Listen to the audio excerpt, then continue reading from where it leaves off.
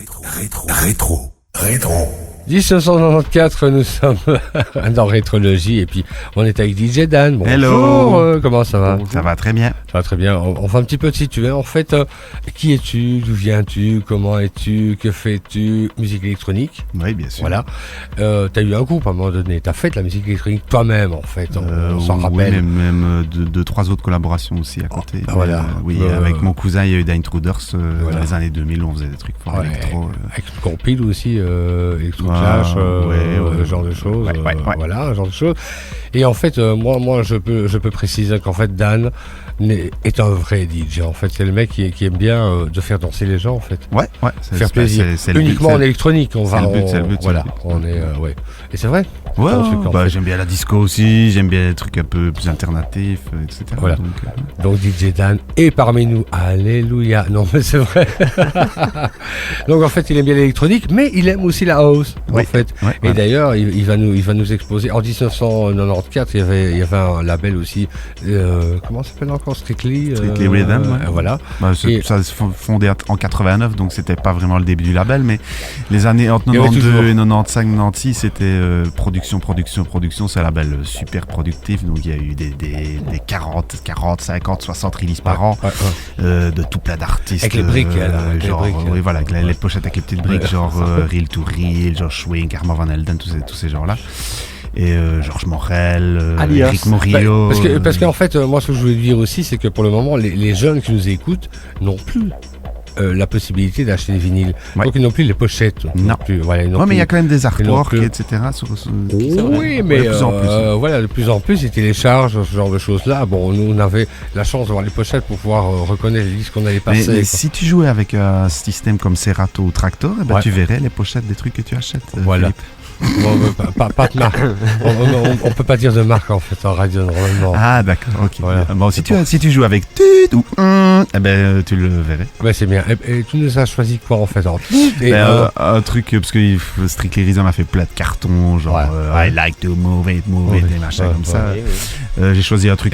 This is cocaine speaking. This is cocaine. Yes, aussi. Oui. Follow me. Follow me. Pas mal aussi.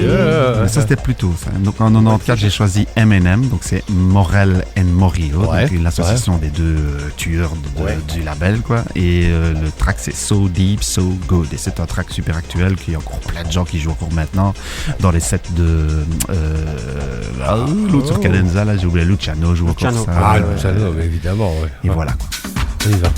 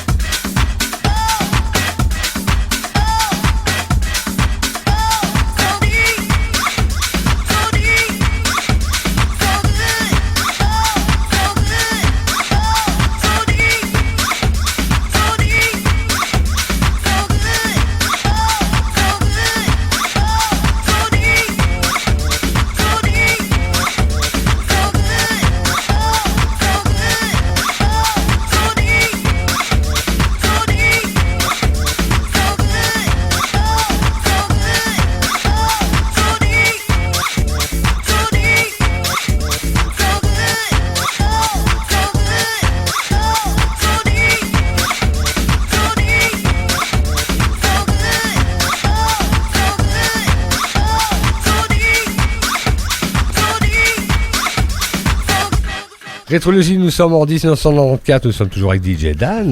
On vient de s'écouter quoi en fait Eminem, So Deep, So Good. Ouais. Et t'aimes, puis, t'aimes bien ça? J'aime encore bien. So Deep, So Good. Oh yes, of course. sur William, en fait, le bazar avec les briques. Là, avec les briques. Ouais. Et en fait, enfin, je voulais un toi, petit peu savoir. T'as joué au Lego quand t'étais petit. Hein. Oui, tu connais la différence entre faire l'amour et jouer avec des Lego. Hein. Non. Non. On continue de jouer au Lego. Ça c'est fait, voilà, je sors. Non. 94. Non, mais en fait, comment t'es venu l'idée de jouer de la musique électronique, jouer un petit peu. En fait, parce qu'en fait, tu n'es pas. Quand on dit maintenant, on dit jouer de la musique électro. C'est un petit peu, pour moi, c'est un petit peu péjoratif. Au départ, c'était pas vraiment la musique électronique. House Nation. Oui, je sais pas. Les premiers morceaux que j'ai achetés, vraiment les premiers vinyles que j'ai achetés, mon premier maxi, c'était Pump Up the Jam de Technotronic. Ah bah bien sûr.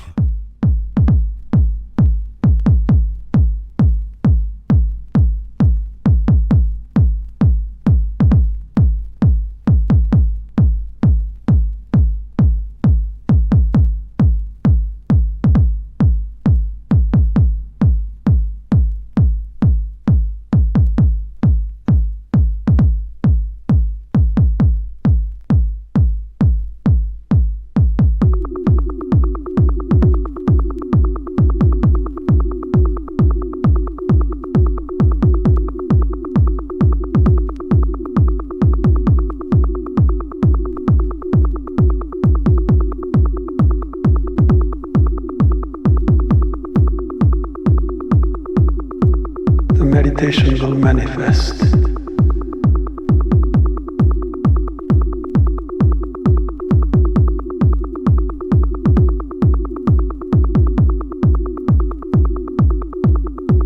The meditation will manifest.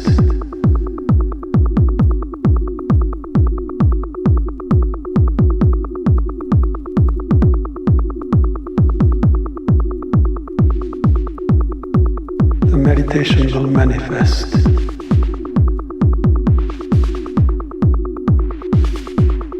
The meditation will manifest.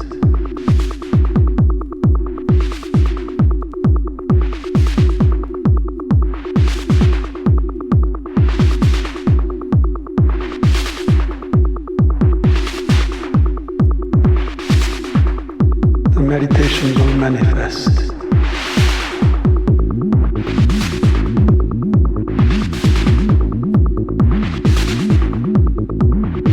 Meditation will manifest.